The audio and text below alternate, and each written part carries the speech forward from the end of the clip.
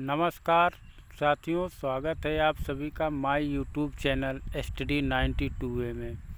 तो दोस्तों, आज अगर आप लोग किसी भी गवर्नमेंट जॉब की तैयारी करते हो तो आप लोगों के लिए ये क्लास बहुत ही महत्वपूर्ण होने वाली है।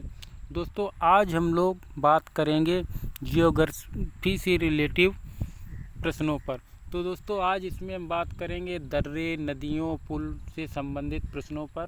तो दोस्तों, बने रहिए हमारे साथ में। तो चलते हैं दोस्तों प्रश्न की ओर, देखते हैं कि पहला प्रश्न है दोस्तों कि किस पर्वतीय दर्रे से होकर भारतीय तीर्थ यात्री मानसरोवर झील तथा कैलाश पर्वतीय घाटी के दर्शन हेतु जाते हैं। तो किससे जाते हैं? लिपुलेख दर्रा से। कहाँ से जाते हैं दोस्तों? लिपुलेख दर्रा। अगला है दोस्तों कि तिब्बत में मानसरोवर झील के आसपास नदी का उद्गम स्रोत है। क्या है दोस्तों?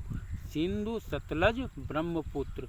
ये हैं दोस्तों, क्या है कि तिब्बत में मानसरोवर झील के आसपास किस नदी का उद्गम स्रोत है? तो इन तीनों नदियों का स्रोत है, उद्गम स्रोत है। अगला है दोस्तों कि कुल अक्षांशों की संख्या कितनी है? तो कुल अक्षांशों की संख्या है दोस्तों वो 180 है, याद रखना। कितनी है? 180। अगला है दोस्तों कि विश्व का सबसे बड़ा नदी द्वीप मजुली का निर्माण करने वाली नदी है। कौन सी नदी है? तो दोस्तों ये है ब्रह्मपुत्र। कौन सी है? ब्रह्मपुत्र। अगला है दोस्तों प्रथ्वी के उत्तरी ध्रुव एवं दक्षिणी ध्रुव को मिलाने वाली रेखा क्या कहलाती है? तो क्या कहलाती है दोस्तों? देशांतर रेखा। क्या कहलाती है? देशांतर रेखा। अगला है दोस्तों स्थल मंडल का तात्पर्य है। स्थल मंडल का तात्पर्य है दोस्तों पृथ्वी की बाह्य पपड़ी, पृथ्वी की बाह्य पपड़ी। अगला है दोस्तों खैबर दर्रे से कौन से दो देश जुड़े हैं? तो कौन से दो देश जुड़े हैं दोस्तों? अफगानिस्तान और पाकिस्तान जुड़े हैं। कौन से दो देश जुड़े हैं दोस्तों? अफगानिस्तान और पाकिस्तान। अगला है दोस्तों निम्न में से किस नदी को बिहार का शोक कहा जाता है? तो किसे बिहार का शोक कहा जाता है? तो दोस्तों कोसी नदी को बिहार का शोक कहा जाता है। अगला है दोस्तों वर्ष 2006 के लगभग मध्य में निम्नलिखित हिमालय दर्रों में से कौन सा एक भारत और चीन के बीच व्यापार बढ़ाने के लिए पुनः खोला गया था? तो कौन सा खोला गया था दोस्तों? नथुला दर्रा खोला गया था, याद रखना। अगला है दोस्तों कि निम्नलिखित में से कौन सी नदी दक्षिण से उत्तर की ओर प्रवाहित होती है? कौन सी नदी है जो दोस्तों दक्षिण से उत्तर की ओर प्रवाहित होती है? वो दोस्तों बेतवा नदी है। कौन सी? बेतवा नदी। अगला है दोस्तों निम्नलिखित में से किस नदी को उड़ीसा का शोक कहा जाता है? तो दोस्तों उड़ीसा का शोक किस नदी को कहा जाता है? तो महानदी को दोस्तों उड़ीसा का शोक कहा जाता है। अगला है दोस्तों पृथ्वी के किस भाग में निकिल और लोहे की प्रधानता है? तो किसमें निकिल और लोहे की प्रधानता है? निफे में। किसमें दोस्तों? निफे में। अगला है दोस्तों निम्नलिखित में से कौन सी नदी एस्चुअरी डेल्टा नहीं बनाती है? तो कौन सी नदी है जो एस्चुअरी डेल्टा नहीं बनाती है? तो महानदी है जो दोस्तों वो डेल्टा नहीं बनाती है। अगला है दोस्तों बोस्निया का सबसे प्रमुख पर्वत कौन सा है? तो कौन सा है दोस्तों? डिनेरिक आल्प्स। कौन है? डिनेरिक आल्प्स। अगला है दोस्तों कि कोला प्रायद्वीप निम्न में से किस देश में स्थित है? तो किस देश में स्थित है दोस्तों? ये दोस्तों रूस में स्थित है। अगला है छोटा नागपुर पठारी प्रदेश का सबसे प्रमुख नगर कौन सा है? तो कौन सा है दोस्तों? ये रांची है। अगला है दोस्तों कोचीन का जुड़वा नगर कौन सा है? कोचीन जो है इसका जुड़वा नगर कौन सा है? तो एर्नाकुलम है। कौन है? एर्नाकुलम। अगला है विश्व का एकमात्र हिंदू राष्ट्र निम्न में से कौन सा है? तो हिंदू राष्ट्र कौन सा है दोस्तों? यह है नेपाल। अगला है दोस्तों पृथ्वी की अनुमानित आयु निम्न में से कितने वर्ष है? तो कितने वर्ष है अनुमानित आयु जो है पृथ्वी की? वो दोस्तों 400 करोड़ वर्ष। कितनी है दोस्तों? 400 करोड़ वर्ष है। अगला है दोस्तों कि सन 1902 में भारत की सबसे पहली जल विद्युत परियोजना निम्न में से कहाँ स्थापित की गई थी? तो कहाँ स्थापित की गई थी दोस्तों? शिव समुद्रम में। कहाँ दोस्तों? शिव समुद्रम में। अगला है दोस्तों भारत में सर्वप्रथम कोयला उत्खनन निम्न में से किस स्थान पर प्रारंभ किया गया? तो कहाँ कोयला जो है पहले कहाँ उत्खनन जो इसका प्रारंभ किया गया था? तो दोस्तों रानीगंज में। कहाँ? रानीगंज में। अगला है, निम्न में से किसकी वृद्धि प्रतिशत में देश में सबसे तीव्र गति से हो रही है? तो किसकी? महिला साक्षरता की। किसकी? महिला साक्षरता की दोस्तों। अगला है कि दोस्तों निर्माण की दृष्टि से निम्न में से कौन सी चट्टान सर्वाधिक प्राचीन है? तो कौन सी है? आग्नेय चट्टान है दोस्तों। अगला है, निम्न में से कौन महाराष्ट्र में स्थित नदी है? तो अमरनाथ की गुफा है जो वो दोस्तों महाराष्ट्र में स्थित नहीं है।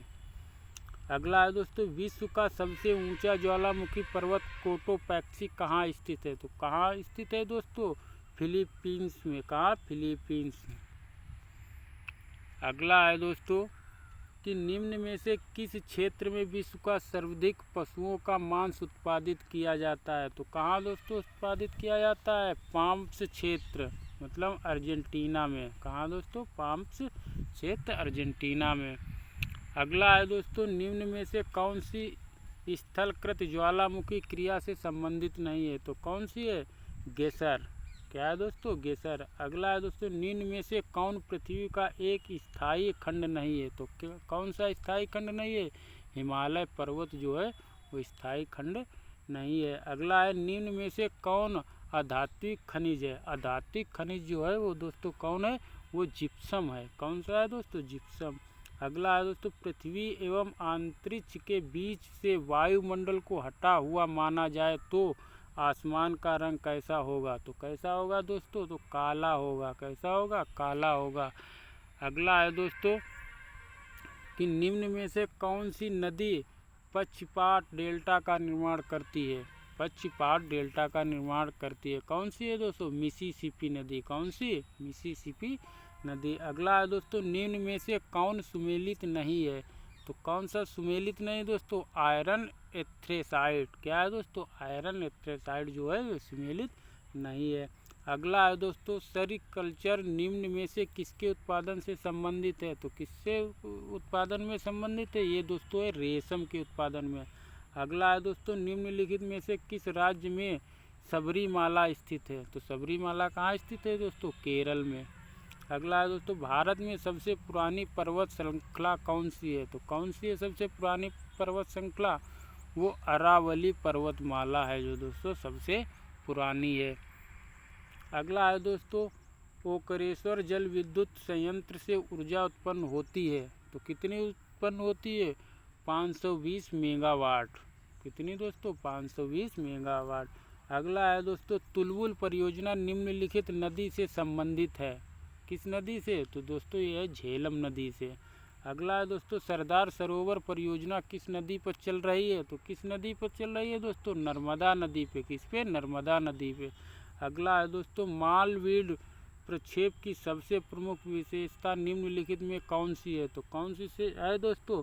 शुद्ध क्षेत्रफल। क्या है दोस्तों? शुद्ध क्षेत्रफल। अगला है दोस्तों, सर्वप्रथम इंडिया शब्द का प्रयोग भारत के लिए किस भाषा में किया गया था? तो किस भाषा में किया गया था दोस्तों? ग्रीक भाषा में। किसमें? ग्रीक भाषा में। अगला है दोस्तों कि गहरी जाड़ों वाली फसलों के लिए निम्नलिखित में से कौन सी मिट्टी सर्वाधिक उपयुक्त होती है? तो कौन सी मिट्टी सर्वाधिक उपयुक्त होती है? तो दोस्तों काली मिट्टी जो है सर्वाधिक उपयुक्त होती है। अगला है दोस्तों, निम्नलिखित में से किस फसल को प्रति हेक्टेयर अधिक जल की आवश्यकता पड़ती है? तो किसको दोस्तों सबसे अधिक प्रति हेक्टेयर अधिक जल की आवश्यकता पड़ती है? तो वो दोस्तों है गन्ने को। किसको? गन्ने को। अगला है दोस्तों, निम्नलिखित में से किसकी गणना नगदी फसल के अंतर्गत की जाती है? तो किसके कौन सी फसलें हैं दोस्तों? तो वो है कपास, चाय, जूट जो है नगदी फसल के अंतर्गत की जाती हैं इनको। अगला है दोस्तों कि माउंट एवरेस्ट ऊंचाई दोस्तों इसकी 8,848 मीटर के बाद विश्व की दूसरी सर्वोच्च पर्वत श्रेणी कौन सी है? तो दूसरी सर्वोच्च पर्वत श्रेणी तो दोस्तों वो कौन है? वो माउंट K2 है। तो कौन है दोस्तों? माउंट K2 मतलब गॉडविन आइंस्टीन। कौन सी है? Godwin Einstein. अगला है दोस्तों कि नदियों द्वारा अपने किनारों पर प्राकृतिक रूप से बनाए गए बांधों को किस नाम से जाना जाता है? तो किस नाम से जाना जाता है? तो तटबंध के नाम से जाना जाता है। अगला है दोस्तों, कालीमंतन किस द्वीप का अंग है? वह है कौन है दोस्तों? बोर्नियो। कौन है? बोर्नियो। अगला है दोस्तों, खारी नदी जिस अपवाह तंत्र का अंग है वह है? क्या है दोस्तों? बंगाल की खाड़ी है। अगला है दोस्तों, क्षेत्रफल की दृष्टि से राजस्थान का सबसे बड़ा जिला कौन सा है? तो कौन सा है दोस्तों? जैसलमेर। कौन है? जैसलमेर। अगला है दोस्तों कि निम्न में से कौन सी जलधारा अटलांटिक महासागर में ही प्रवाहित होती है? तो कौन सी है दोस्तों? सुषमा धारा। कौन सी? सुषमा धारा। अगला है दोस्तों, ठंडी तथा भारी वायु द्वारा गर्म एवं हल्की वायु के ऊपर उठा देने से निर्मित वाताग्र क्या कहलाता है? तो क्या कहलाता है? शीत वाताग्र कहलाता है। अगला है दोस्तों, निम्नलिखित में से किस उद्योग को धुरी उद्योग या उद्योगों का आधार कहा जाता है? तो किसे कहा जाता है दोस्तों? लौह इस्पात उद्योग को। अगला है दोस्तों कि निम्नलिखित में से किसे प्राकृतिक का सुरक्षा बल्ब कहा जाता है? तो प्राकृतिक का सुरक्षा बल्ब है जो दोस्तों किसे कहा जाता है? ज्वालामुखी को कहा जाता है। तो दोस्तों आप लोगों को ये वीडियो कैसी लगी? तो दोस्तों अगर आप लोगों को ये वीडियो अच्छी लगे तो चैनल को सब्सक्राइब करें और चैनल को सब्सक्राइब करें, अपने दोस्तों को शेयर करें और कमेंट करके ज़रूर बताइएगा दोस्तों कि आप लोगों को ये वीडियो कैसा लगा। तो आज के लिए इतना ही, मिलते हैं नेक्स्ट क्लास में, तब तक के लिए जय हिंद जय भारत।